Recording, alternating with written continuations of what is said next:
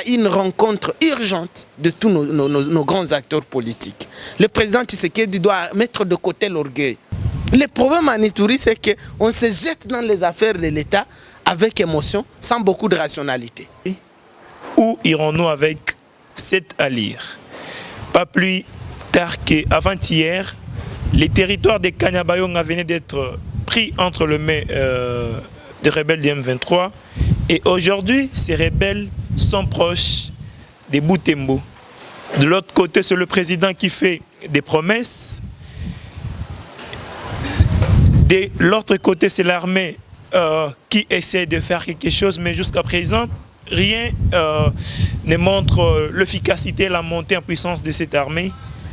Nous allons aborder cette question avec l'analyste et l'acteur politique, Lick Malembe. Lick, bienvenue et bon début de la semaine. Merci beaucoup. Bon début de la semaine à vous tous et à vous, Monsieur Patrick. Surtout qu'on est au lendemain de la célébration du 64e anniversaire de l'accession de notre pays à l'indépendance. J'ai vu des gens célébrer hier, mais moi je me suis dit, mais qu'est-ce qu'on va célébrer ici? Moi je n'ai rien célébré parce qu'il n'y avait justement rien à célébrer. On ne peut pas parler d'indépendance pendant que nos territoires sont en train de tomber les uns après les autres, excusez, entre les mains de l'ennemi. Donc voilà. Voilà, Patrick Ndibou, Vance, c'est moi. Derrière la caméra, il s'agit de James Difaz qui nous fait parvenir chez vous. Nous allons parler de la situation sécuritaire à l'est de la République. Les M23 sont en train d'avancer. Quelle menace pour la province de l'Ituri, voisine du Nord Kivu. C'est pourrait que le M23 puisse aussi envahir la province de l'Ituri, mais quelle crainte, parce que pas plus tard que la semaine dernière, un rapport des experts de l'ONU venait d'authentifier une prétendue collaboration entre les groupes armés de la province de l'Ituri et le M23. Quelle crainte, qu'est-ce qu'il faut prendre comme mesure? Lick Malembe, aujourd'hui, M23 vient d'avoir Kanyabayonga, ce qui lui fait maintenant 4 territoires entre ses mains. La province de l'Ituri est-elle en menace? Alors, non, les rebelles ont progressé de Kanyabayonga. Maintenant, ils sont dans la cité de Kirumba. Je rappelle à ceux qui nous suivent que la cité de Kirumba est la 4e plus grande agglomération du Grand Nord Kivu. Donc après Butembo, Beni, c'est Kirumba et puis Oicha en termes d'importance démographique. Et donc les rebelles sont sur la route de la ville de Butembo, la ville commerciale de Butembo. Et donc, ils sont dans l'espace Nande, comme on doit le dire ici, alors que vous savez que tous les leaders, en tout cas de cet espace du territoire de Lubero, notamment Julien Paluku, Mwindo Nzangi, Moussa Nyamwisi, tous ces gens sont à la mangeoire avec le président Tshisekedi. Mais c'est leurs villages qui aujourd'hui sont en train de tomber les uns après les autres au Médium 23. Vous avez évoqué le contexte qu'il y a à Kinshasa.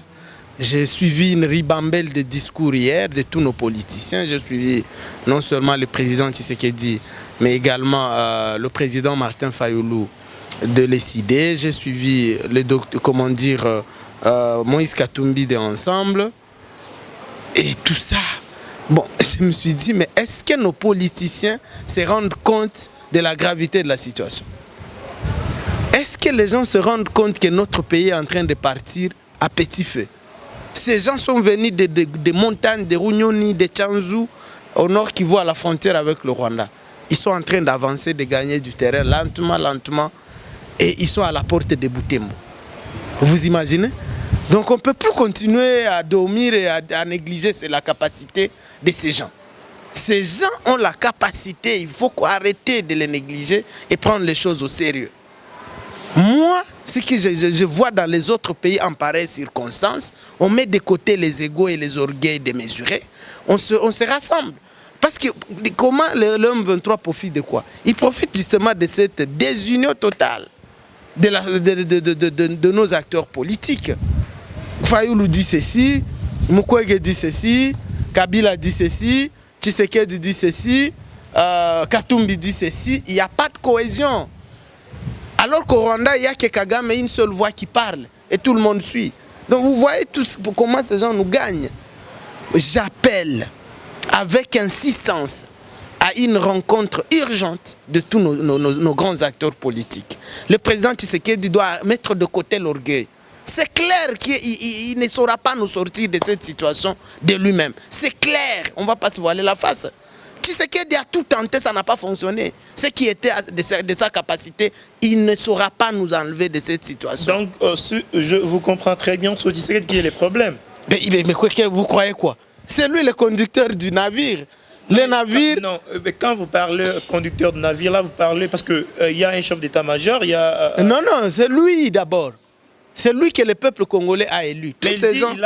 Papa, qui a nommé ces gens? C'est lui. Les moyens pour... Qui a nommé ces chefs d'état-major dont vous parlez? C'est lui. Nous les Congolais, nous allons poser la question à qui? Ah mais ce Tshisekedi, c'est clair qu'il n'est pas capable de nous sortir de cette situation, qu'il mette de côté de l'orgueil, qu'il appelle Fayulu, qu'il appelle Katumbi, qu'il appelle Kabila, qu'il appelle Mukwege. Vous comprenez? Et que ces 5 personnes se mettent ensemble. J'ai vu en Israël, lorsque après l'enlèvement des otages par le Hamas qui avait attaqué le territoire israélien, quand Israël devait riposter militairement, j'ai vu le premier ministre Netanyahou faire appel au plus grand opposant.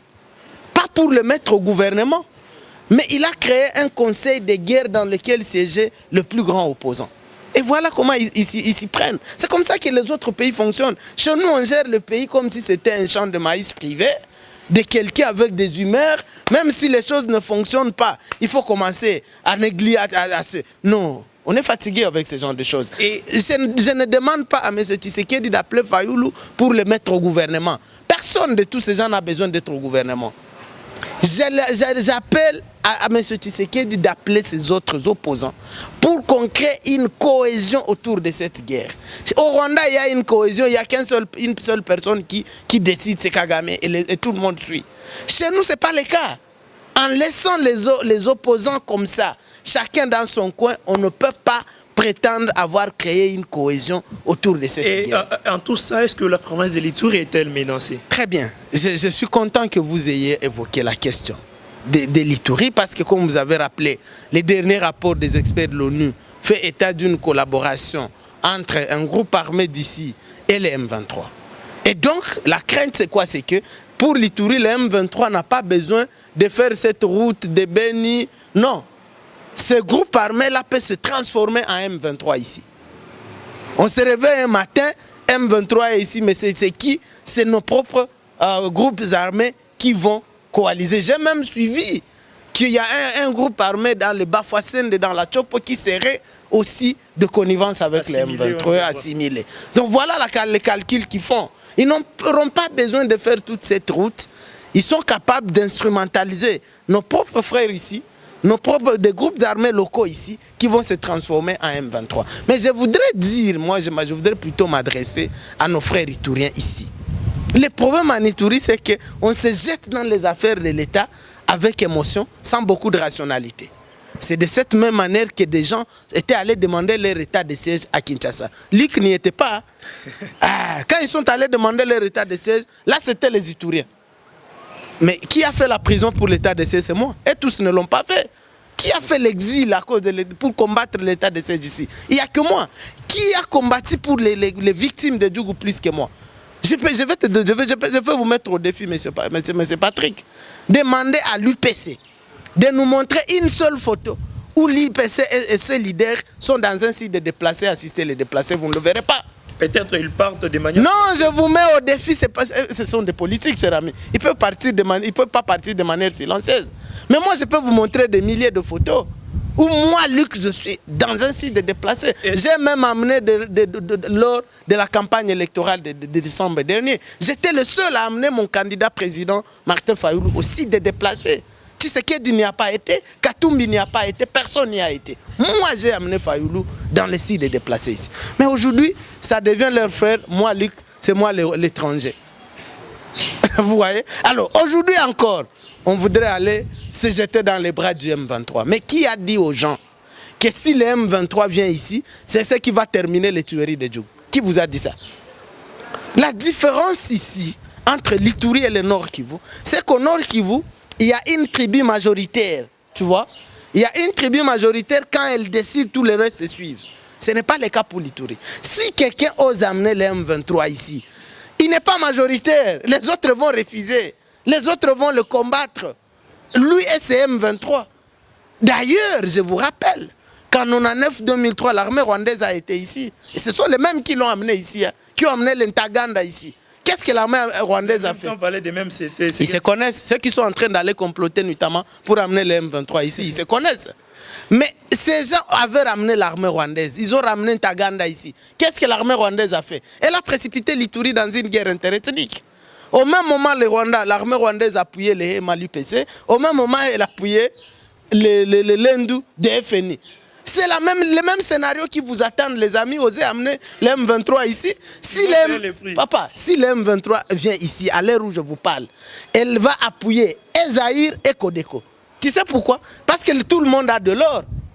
Et ils viennent faire les affaires. L'armée rwandaise s'en fout des Héma, s'en fout des victimes congolais. Les Héma sont des Congolais, ce ne sont pas des Rwandais. Vous croyez que vraiment l'armée rwandaise va quitter là-bas, mettre tous ses moyens pour venir sauver les Héma? Vous croyez que c'est ça qui les amène? C'est l'or de l'Ituri qui amène le Rwanda.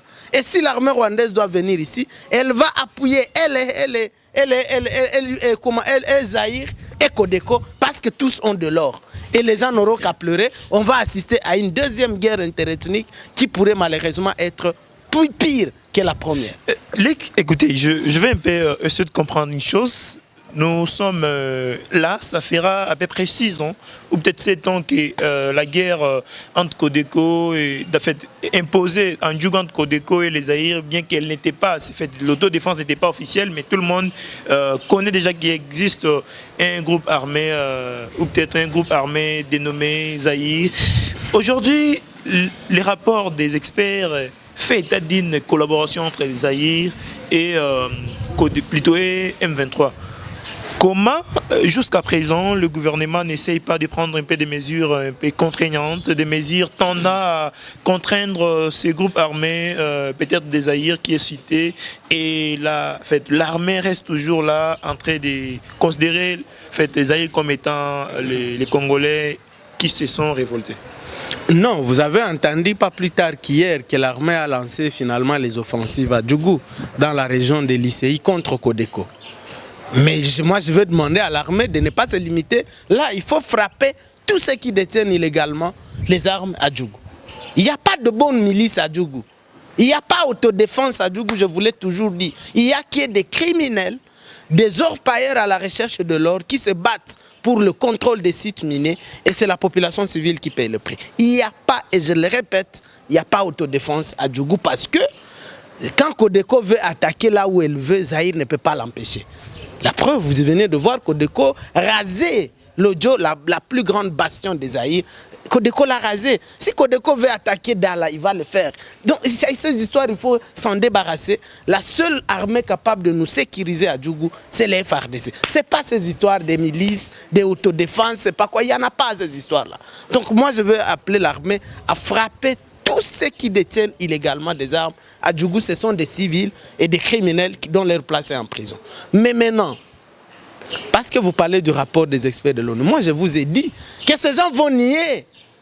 C'est ça, ils vont toujours nier, ils ne peuvent pas accepter. Mais nous savons que c'est vrai.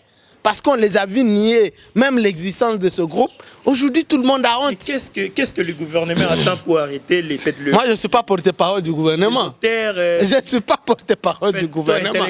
Vous et moi, nous assistons que le gouvernement, notre propre gouvernement, mais essaie de caresser cajoler les criminels comme avec des histoires de dialogue et tout ça.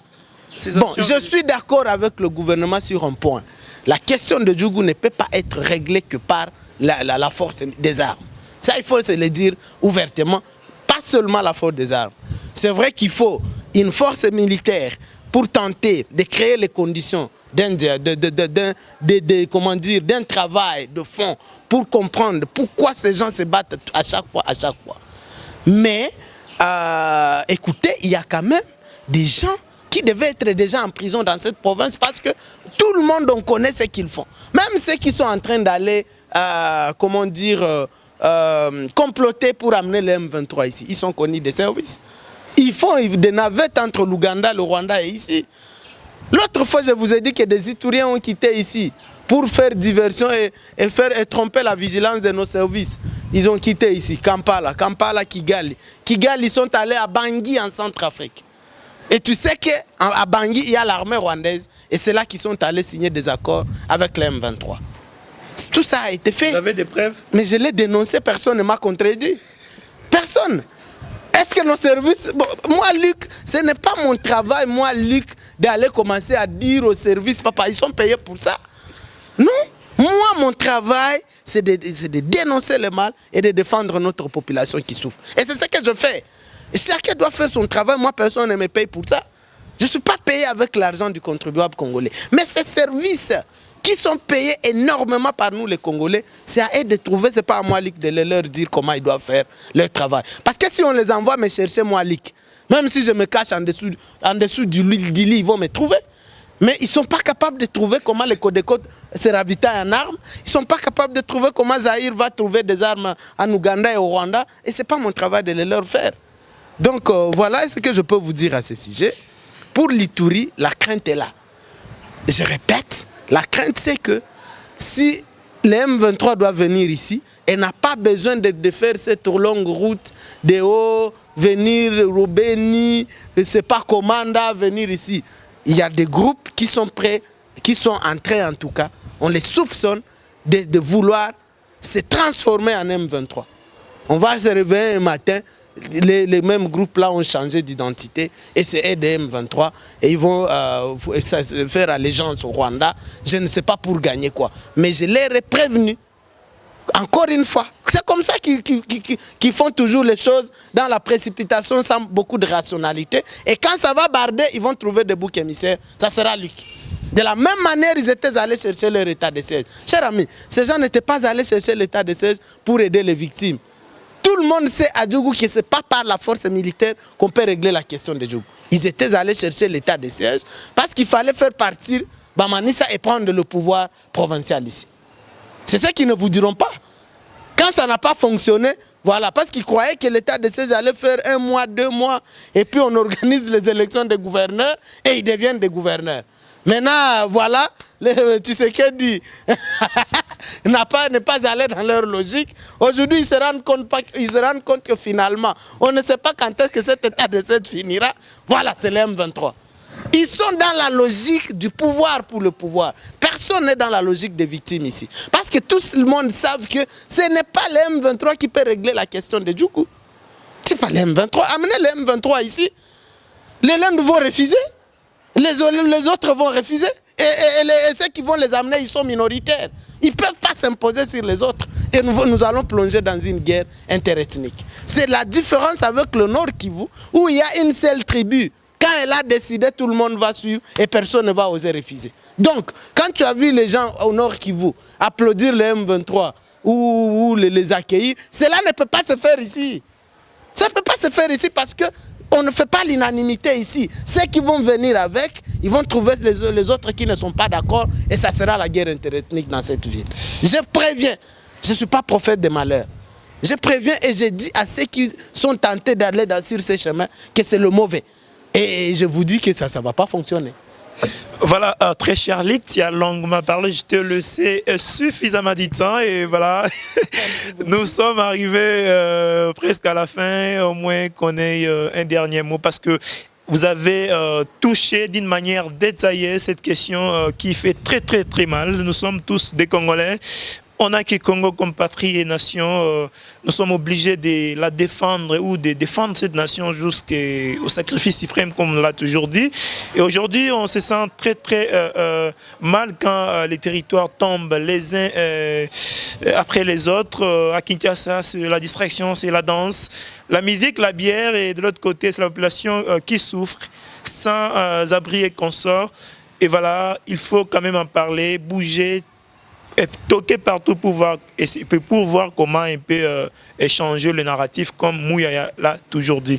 Très cher Lick, un dernier mot avant qu'on se sépare. Un dernier mot, encore une fois je m'adresse à nos frères itouriens, c'est que les victimes ne sont pas seulement en Ituri. Vous voyez? Il ne faut pas que les gens les victimes, il y en a à Djougou.